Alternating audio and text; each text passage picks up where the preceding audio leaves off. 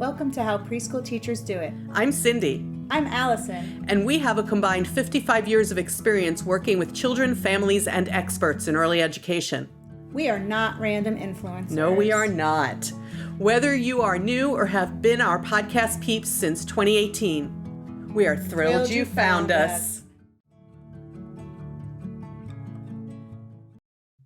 And yet another Monday, preschool peeps.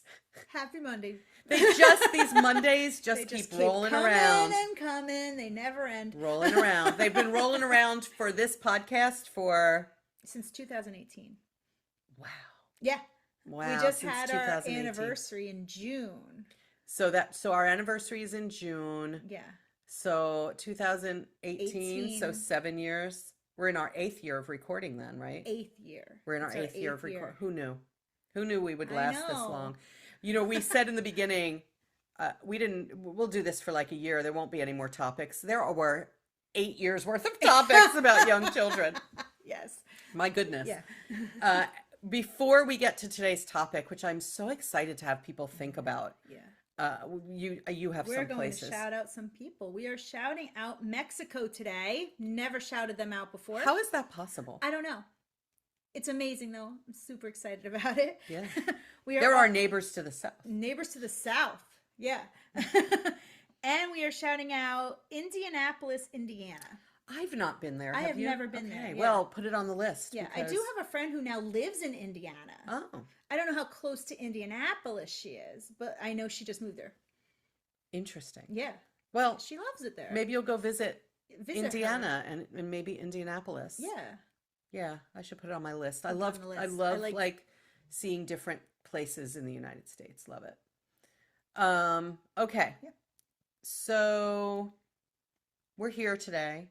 Oh no, we didn't do this. Oh yeah, we did. Yes, oh my we gosh, did. I glitched. I'm telling you. Did you all see that? We're having a day. Yeah. So we're here today to talk about the fact that feelings are facts. Yes, that is a fact. When many of us were young, people would tell, okay, even older, I've heard people say, that's a feeling, it's not a fact. Haven't you heard people say that? Someone just said this to me. Did they? Yes, and it ticked me off. Okay, as somebody who feels her feelings and feels them strongly on a regular basis, please don't tell me that my feelings don't matter, that it's all in my head. Yeah, you know what? It is in my head, maybe, but like, I think we have to stop saying they're not real. Yeah, I think they don't matter. We have to stop saying, "Oh, that's just a feeling; it's not a fact," because that's not true. Your feelings are facts. Your feelings are facts. Yeah. You know, if I'm angry, that's a fact. I'm angry. Yes. If I'm annoyed with you, that's a fact. Fact. If you tell me my feelings aren't fact, I'm going to be annoyed with you. Exactly right. So there's that. If I'm sad, that's a fact of my life right now. Right. I am sad. I'm sure that people who get depressed don't want you to tell them that's nothing. It's huge. Thank you. It's huge. Also, anxiety is huge. I was just going to say, please don't tell me that anxiety is just something I made up. Also, because somebody recently said that to me. You're just making it up. I'm like, no, I'm not. But like, I'm actually feeling that. And I get maybe what they're trying to get to. But don't say that to me, okay, when I'm having an episode. But it's also for things like joy, right? Yes. So, my joy, my excitement, my exuberance, my happiness is not just in anything. And it's a fact of the moment. Right. The fact is that right now I'm joyful. And here's another fact. An hour from now, I might be sad. Right. I don't think people realize that how quickly, at least for me, maybe for other people it's different. Maybe it doesn't happen that quickly. But for me, it could go like that, where I could be happy 1 second and the next be mad or happy. Oh, am I? Yeah, you're off the screen. I could be happy and then incredibly sad the next minute. I could be happy and sad at the same time. Yes. And I think some people don't, maybe my emotions are just more complicated than other people's or shift quicker than other people's, but that doesn't mean it's not real. That's my reality. That's how I've always been. And so when we're working with children, we need to remember that their feelings are facts. That is their reality right now. Yeah. And we can't look at them and say, oh, you're just scared. There's nothing to be scared of. It isn't just anything. It's big and huge, especially to young children whose feelings just take them over. And it is a fact. Here's the fact, right? One child grabs a toy from another child. It's a fact that that child who got their toy taken away is going to be sad or frustrated or mad.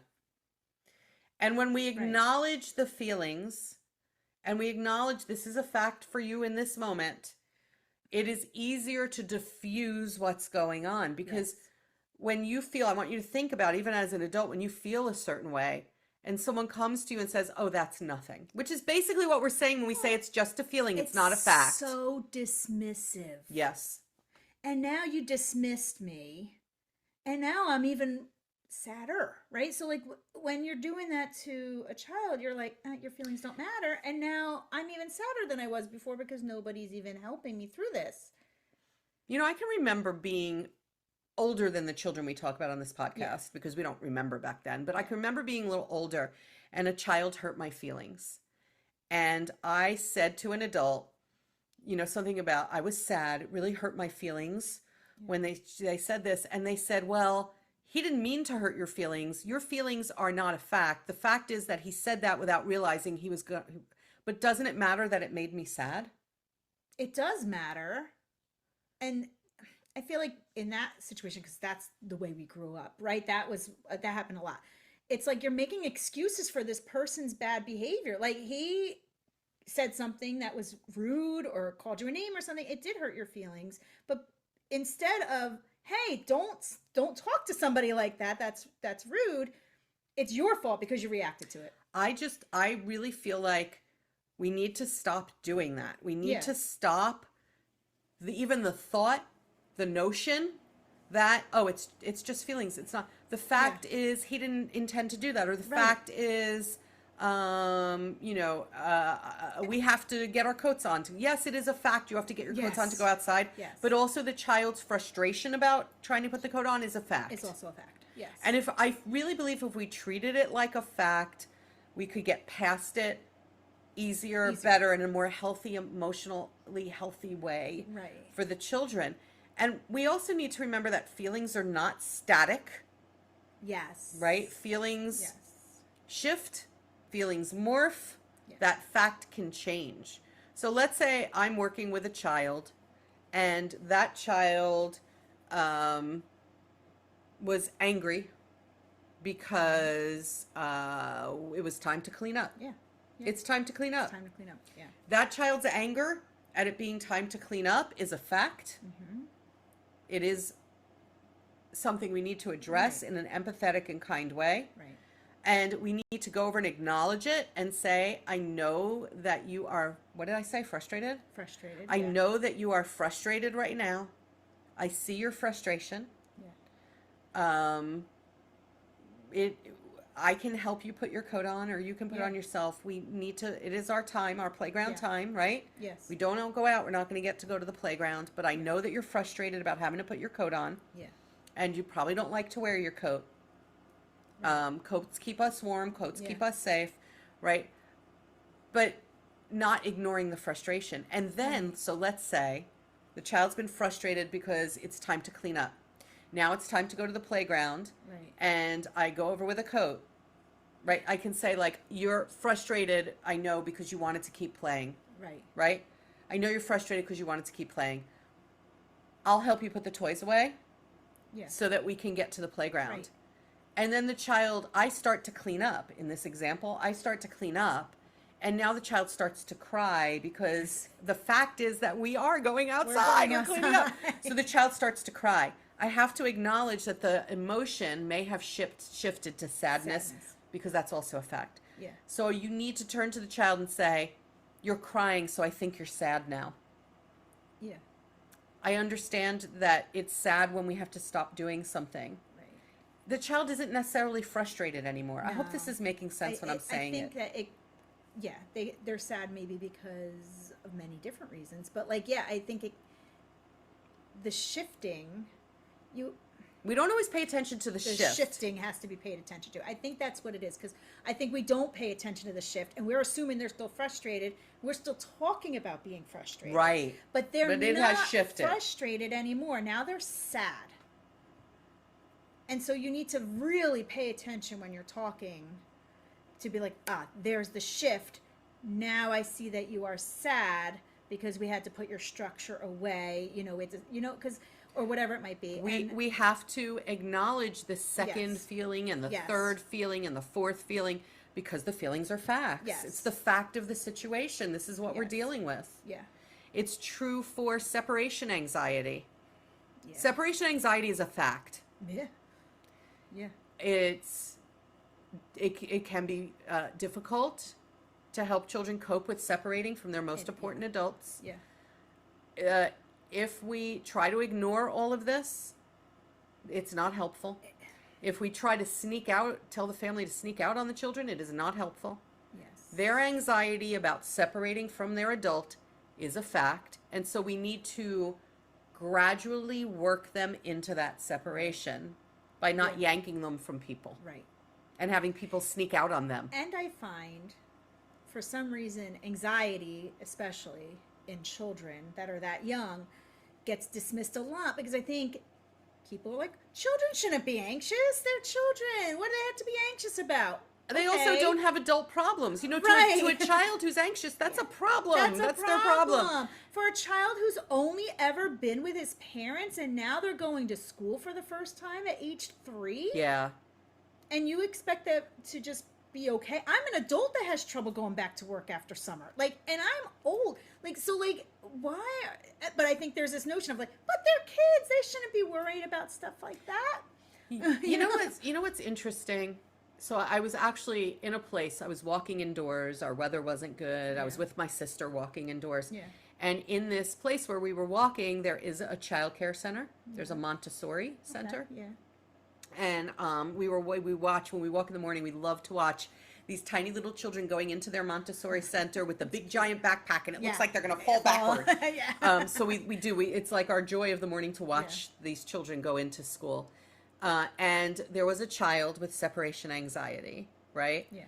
And he was standing outside the school's doorway, crying, and his adult, whoever was with him, was trying to calm him down. And there was a staff member trying to get him to go in. Yeah. And I think for most people, if we say, what are the facts here? They're going to say the child doesn't want to go into the school, which is true. But the fact is that the child has anxiety right now. Right. And that's what we need to address. There's a difference between addressing, get you over the threshold, and deal with your anxiety. The fact is the anxiety. And I don't even think, most people would be like, oh, this child doesn't want to go to school. I don't think that's the issue. I think maybe they do want to go to school. They just wish their parent can come with them, right? Or that they wouldn't have to because separate. Of the anxiety they feel. It's more, I think they don't want to separate. Not because I think people are like, oh. So and why don't they want to separate? It makes them anxious. Yes. It makes them feel insecure and anxious. Yes. So if we break things down like this, folks, right? So you have 2 children in a classroom. One child grabs a toy from another child. The child who got his toy snatched away gets angry and hits the child who grabbed it. Right. And if we say to people, what's the fact right now? They're going to say this child grabbed a toy from this child, instead of this child wanted the toy and was frustrated and that child got angry when they grabbed it. Yeah. We don't see, when we say what's the problem, we're not acknowledging the emotion. The actual problem, I think. Have you ever seen, because I have, a child is sitting and playing with a toy, another child comes over and grabs a piece and they don't care. Yeah. They just keep playing. Yeah. They just go, okay, there goes my green Lego. Yeah, they're like, whatever, I'll just play with this one. There it goes. I guess I'll grab another green Lego. Yeah. The problem, yes, we want to teach children to not grab. And yes, we would want children to feel comfortable to come into school. And yes, we want to teach children to negotiate social problems. Right. 100. I'm not saying don't teach them that. We have to base how we're going to teach the child on the emotion that this caused. Yes. Right? Yeah. Sometimes when my children talk to me, and they're adults, and sometimes when they talk to me, I realize what they're talking to me about is not about me at all. It's an emotion they felt in another situation. It's being transferred to me. Right. Okay. And I think that's another maybe issue here is that it's not about you. So like if when your son is coming to you and talking about something that's emotional, Mm-hmm. I think there's many adults that would like take it personally, like, oh, like they're mad at me or they're upset because of something I did or I didn't do or whatever, or my reaction. No, it's not about you. It's about the person expressing this feeling, right? It's like, Yeah. and because we get so wrapped up in like, oh, how am I going to diffuse this situation? Because now the person's mad at me, instead of actually just listening to this person who wants to express this feeling that honestly has nothing to do with you, but you're making it about you, and now it's about you instead of, and then I think we do this with children too, right? Like like separation anxiety must be something against me as a teacher. They don't want to come to school. Must be something about the mother that made whatever.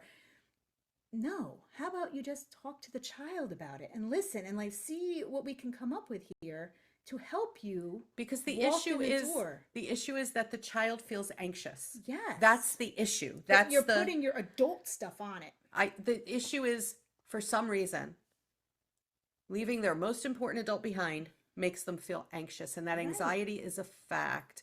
When people say, "Don't be sad, don't be scared, don't be," no, that feeling is a fact. And I feel like when you say stuff like that, don't be scared, don't be sad, don't be mad, it puts the stigma on those emotions, right? Yeah. Like, oh, I shouldn't feel scared. No, scared is a good emotion.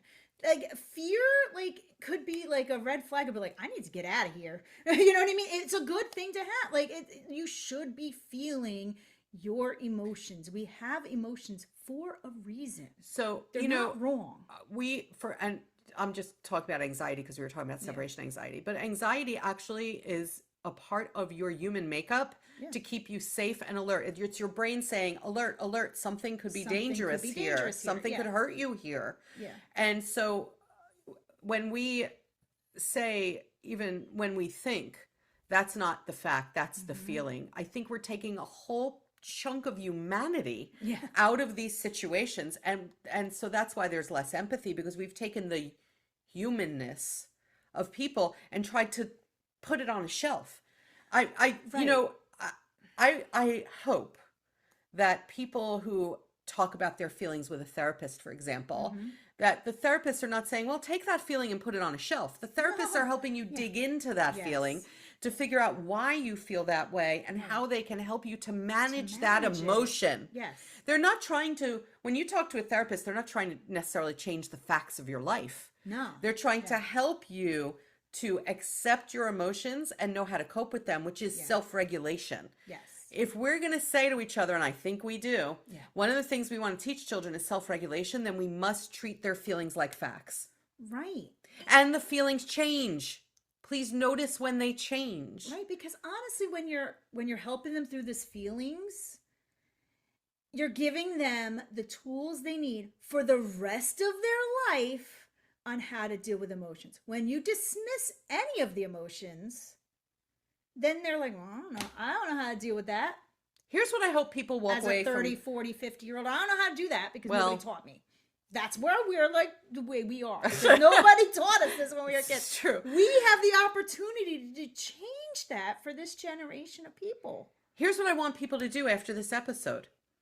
I want people, when you are stating what happened, to start with the feeling, because that's part of the facts. Yes. So to say, like, Johnny was angry because, and then the action that happened.